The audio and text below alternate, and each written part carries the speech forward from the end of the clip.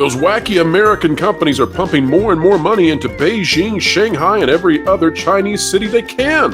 When it comes to physical real estate purchases and investments, it's a bit risky. What happens if that country goes in a direction that the West does not? And what happens if those real estate ventures are lost? Billions and billions are on the line, yet companies like Universal Studios and Disney Parks continue to pump more and more money into those risks. They do not care, even if it means lacking investments in the domestic side. And folks, we're going to talk about also the Charter Spectrum deal with Disney. Guess who won that one? Coming up right now.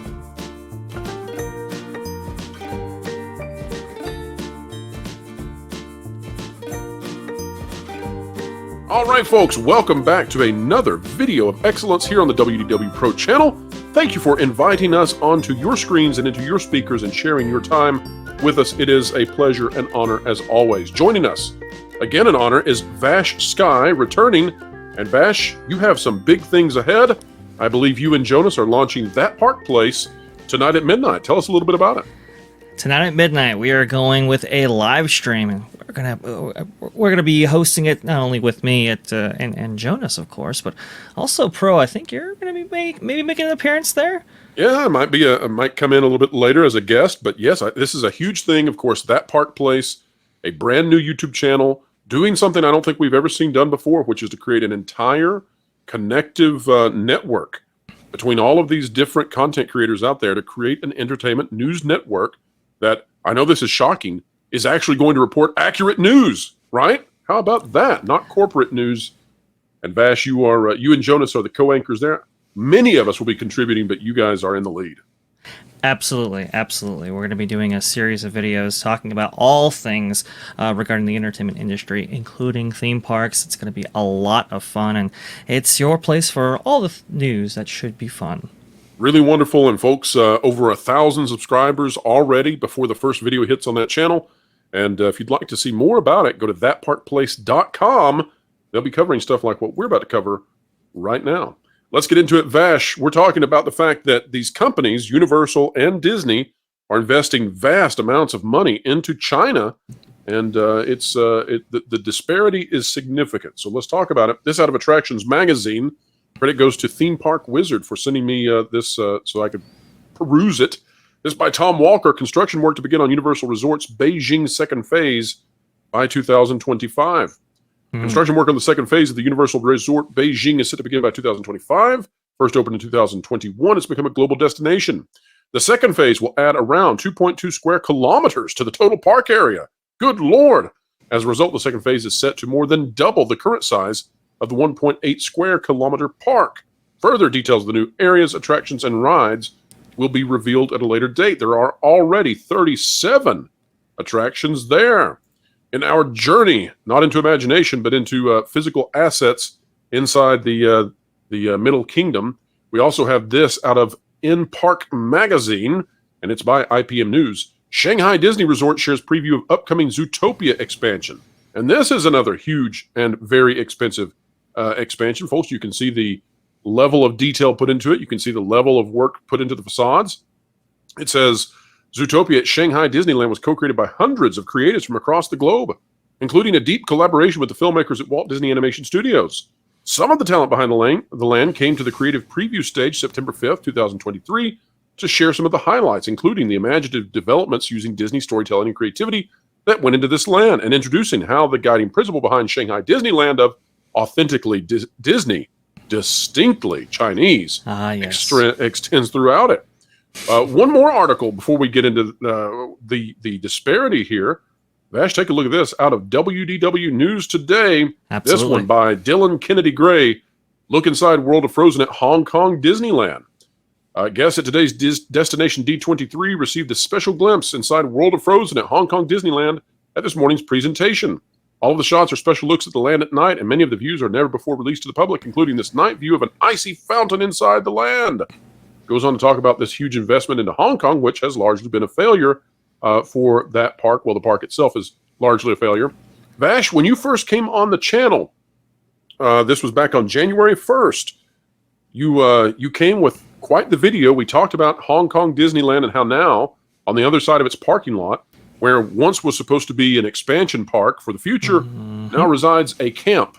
And folks, we won't tell you what kind of camp it is. It's not the kind you want to go to or anybody else does. It's a no fun camp.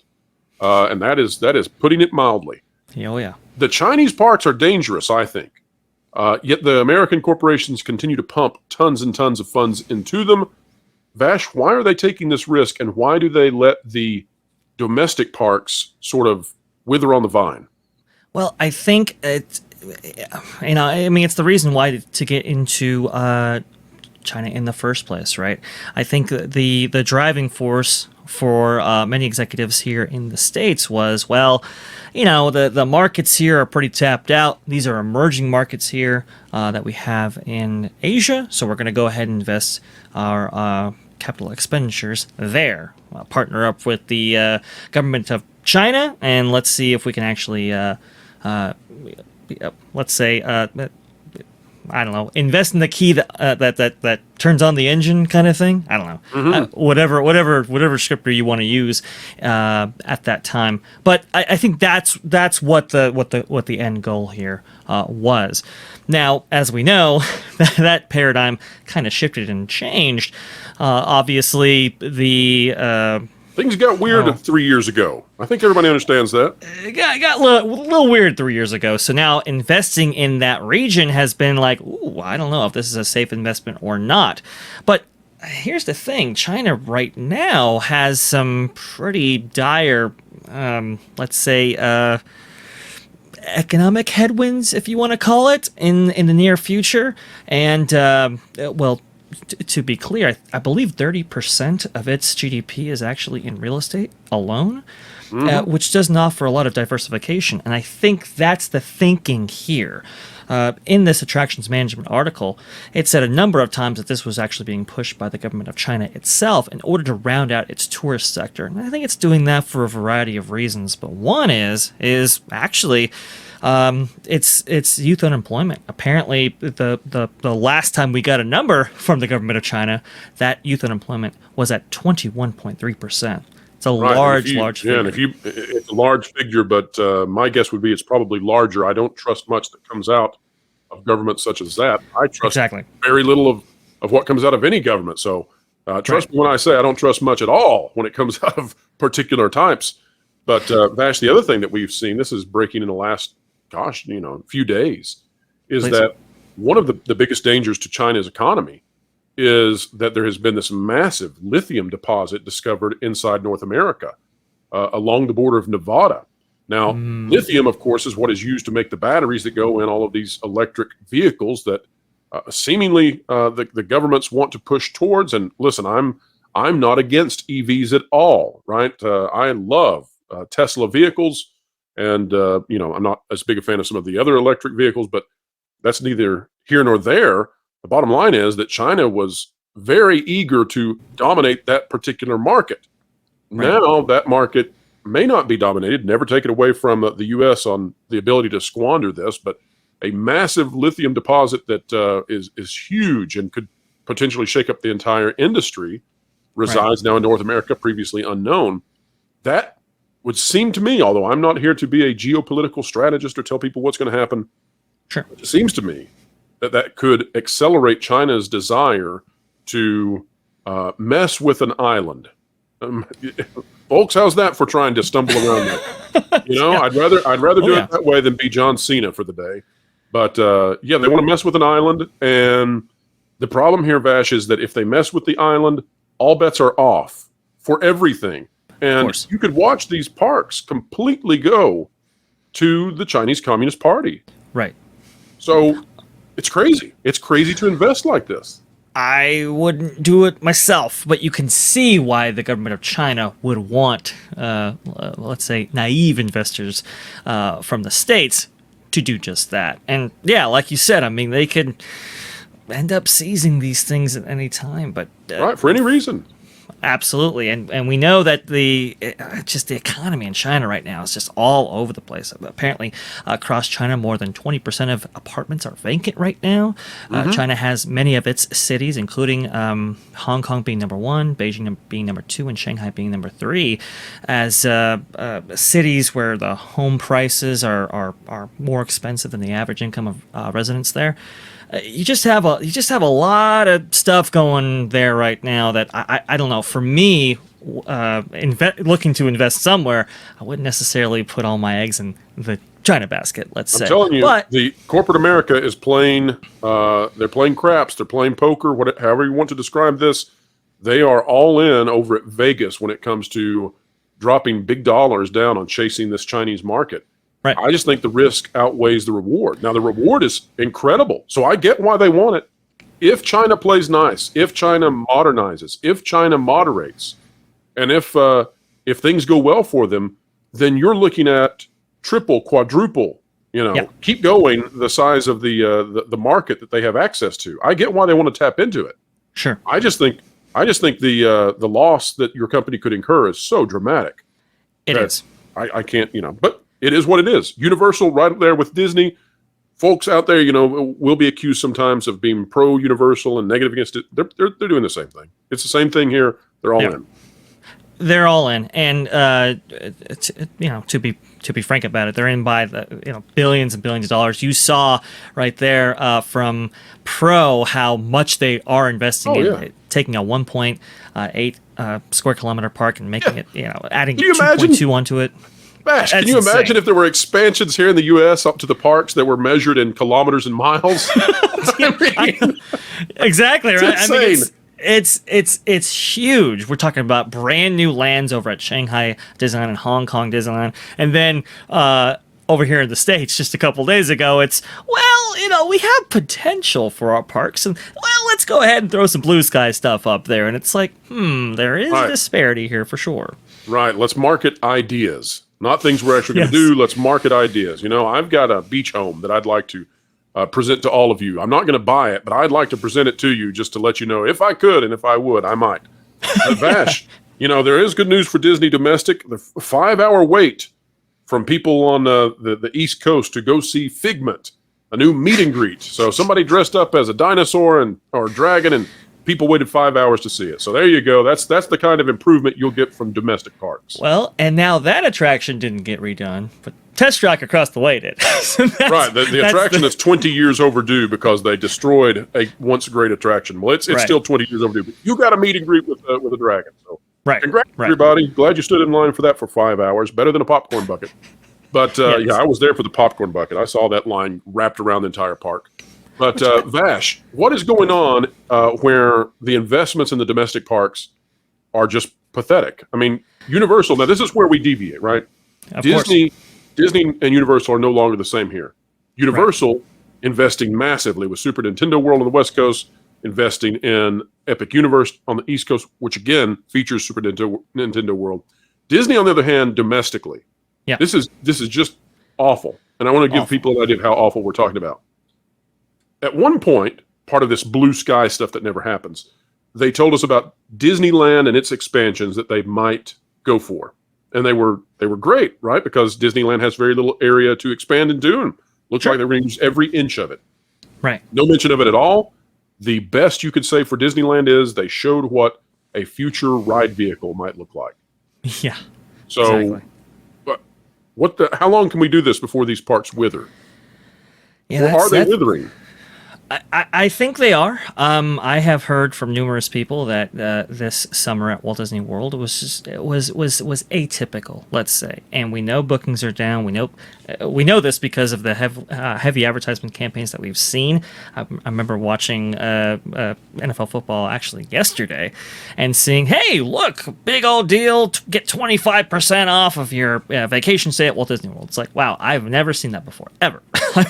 That's kind of an unheard of discounting program. So when I see stuff like that, it's like, okay, something is going on here. And look, as far as the investment disparity between these two things, it goes back to the original thesis, which was you have executives who look at the domestic parks product as being a market that is tapped out, and then you have an emerging market here, over there in China. Now, in China, the investment is not only undertaken by the companies themselves, but also in relationship with the governments of China, Right. who they are in The partner Chinese with. Communist Party. Exactly. Yeah. So it's like, okay, well, we can spend 50% of what we would spend domestically, right? That's about the relationship between ownership in these parks, roughly, right? And for that, we have this much upside to it. So I think they're going in it with that perspective. But my thing is that, when you have Universal spending as much money as they are, I think Disney, at least in their kind of the Florida market, they're just saying, hey, you know what? We don't need to invest. We'll just rely on the brand. And I don't know if that's necessarily the right strategy to actually have. Over there in Disneyland, they're a little bit more aggressive with Disneyland Forward and all that. But until those things get Are they though? I mean, is there any sign that that's actually going to come to fruition? Disneyland Forward, I think that proposal will go forward. I think I think Governor Gavin Newsom just supported it, right? And so I think the leadership there in the Anaheim area will. And it's Anaheim that's always the problem with this. It is. I think those things will go forward. The question, though, is how much investment are we going to get past that point? I think that's why they're pausing in the interim, saying, okay, well, let's just kind of see what we're going to have to deal with once Disneyland Forward is approved. But there's no guarantee for that either. Meanwhile, you have Universal Studios Hollywood, which about an hour away or so, depending on traffic, but they're investing quite heavily. They're going to be getting their first hotels ever for that theme park, turning that theme park into a resort. Mm-hmm. It mentions here at the Universal Resort in Beijing, they're going to be adding up to 5 hotels, and we know there's going to be a myriad of hotels as part of Epic Universe. So the economic investment is going to keep ramping up and ramping up. For Universal Studios Hollywood, that's in preparation for the Olympic Games, for big sporting events that will be coming up here. So again, I don't really know why Disney's kind of taking a backseat to this, and the only thing I can surmise is, well, that capital investment money is just not there. They got to chase China. That's the whole deal. I mean, that's Iger's baby. That's the one that he thinks really is what puts him on Walt's level. That's what he wants to be seen as. He is all about his legacy, and so he's going to spend and spend and spend and chase that Chinese cheddar. We've talked about in the past here on the channel the percentage they get back from the Chinese parks. Yes, they own a minority stake in those parks because the government has to own the majority. That's the way it works in China. But yeah, the percentage they get back is tiny, yet they chase and chase and chase. Right. Now, if you read the CNBC article that we've all been talking about for about a week now, that just makes the Disney leadership look like a bunch of children, it's no surprise that they continue to make bad decisions. And here's another case of it, folks. We had not planned to bring this up in this video, but we need to. The video from this morning was all about how Charter had won. And we didn't know that an hour after the video released, it would be confirmed that Charter had won. Disney and Charter, after Charter's move over the weekend, Disney has succumbed completely. We'll talk about how this plays out. Of course, Disney is going to try to save face. Once we explain it, I think you'll see this is a total win for Charter. This out of CNN Business by Oliver Darcy. Disney and Charter strike a last-minute transformative deal to avoid Monday Night Football blackout on ESPN. It's way bigger than Monday Night Football. Folks, this was Disney trying to avoid a really, really catastrophic situation where the entire cable industry could have called their bluff. All right, here we've got Disney and Charter Communications announced on Monday that the companies had struck a transformative agreement, and transformative it is, to end a closely watched carriage dispute, a move that will restore access to channels like ESPN and ABC to the nation's second largest cable television provider's nearly 15 million subscribers, second largest cable provider in the country. As part of the agreement, Disney will, in the coming weeks, provide the advertiser-supported offering of Disney Plus to select Charter television packages. ESPN Plus will be included for more premium subscriptions, as will ESPN's forthcoming direct-to-consumer service. Now, what does that mean? Well, that means that Charter and Disney Plus and the Disney Plus streaming services, a la Hulu, ESPN, are now tied to cable TV. Do you think that Disney wanted huge chunks of their subscriber base being tied to cable TV? No. No, they did not, because they intend to kill cable TV. That's the goal. And cable TV said, good luck with that. We just tied you to us. This is now a three-legged race. The deal could signal much more such deals to come, with cable and satellite television providers demanding content companies such as Disney provide their subscribers with access to their alluring streaming services, often loaded with premium original shows and films. I think really what was happening here is that Disney wanted to charge an arm and a leg for their channels on Spectrum, on Charter Spectrum, excuse me. And then at the same time, everyone knew that Disney planned to kill Charter Spectrum by moving everything eventually to their online streaming services. And Charter said, good luck with that. So let's see. I want to get down here to the showdown resulted. This is key. The showdown resulted in major Disney-owned channels being yanked off the air for Charter Spectrum subscribers over Labor Day weekend.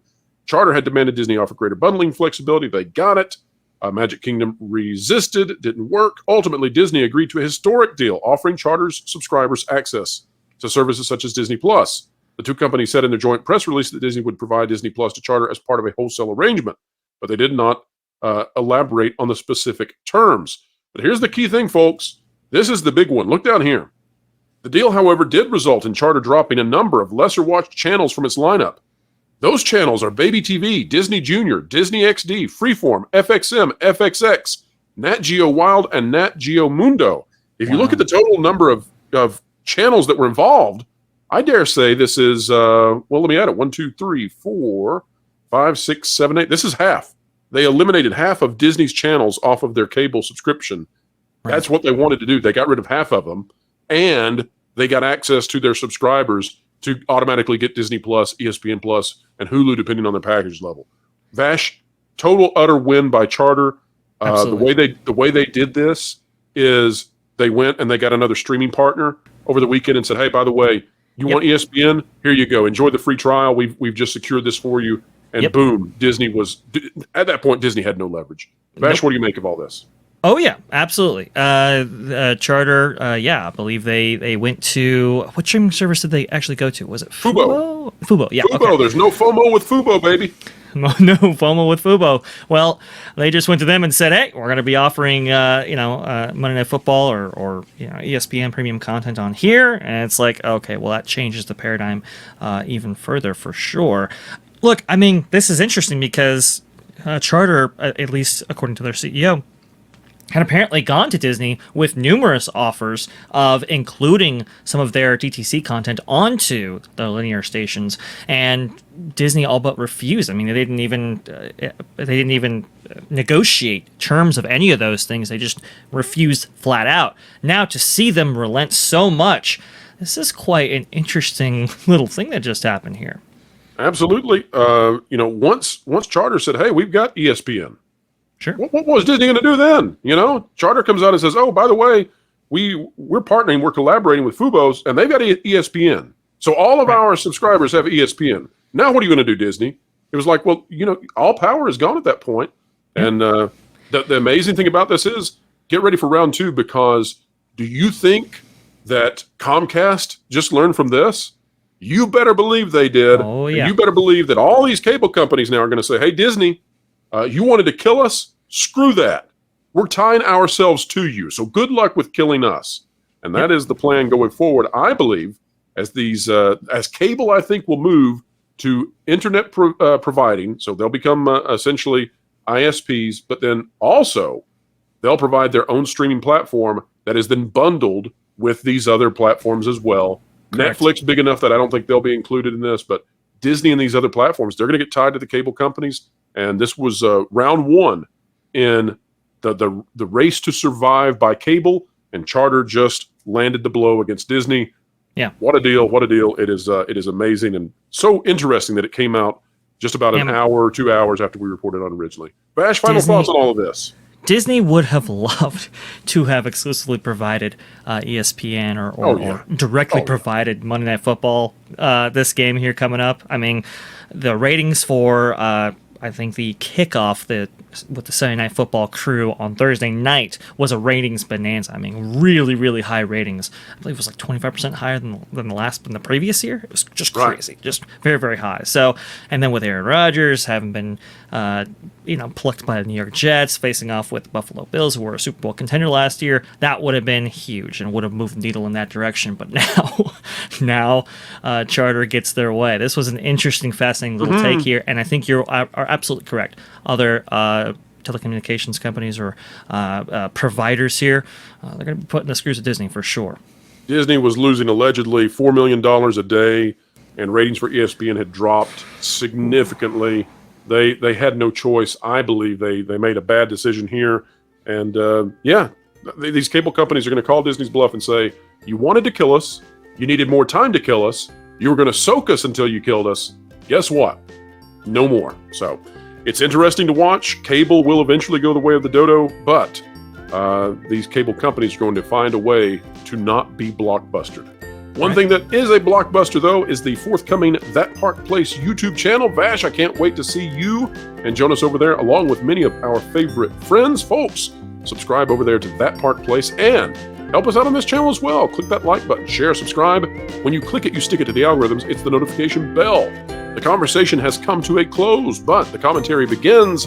This is not just two people talking to you. No, this is a dialogue with a community. So drop your thoughts down below. We covet your comments. We care about what you think. And folks, wherever you are and whatever you're doing, keep learning, keep growing, and keep having fun. Clickbait. Fraud. Drama queen. Ugh. I wish there was a channel that was 5 to 6 minute news reads without the drama, frauds, and clickbait that could accurately let me know the current news, providing my crucial context utilizing all the different That Park Place contributors and creators. Well, stupid. There is. It's the That Park Place YouTube channel, which will be going live real soon, so make sure you're subscribed so you can really stick it to the algorithms. You're joking. Nope.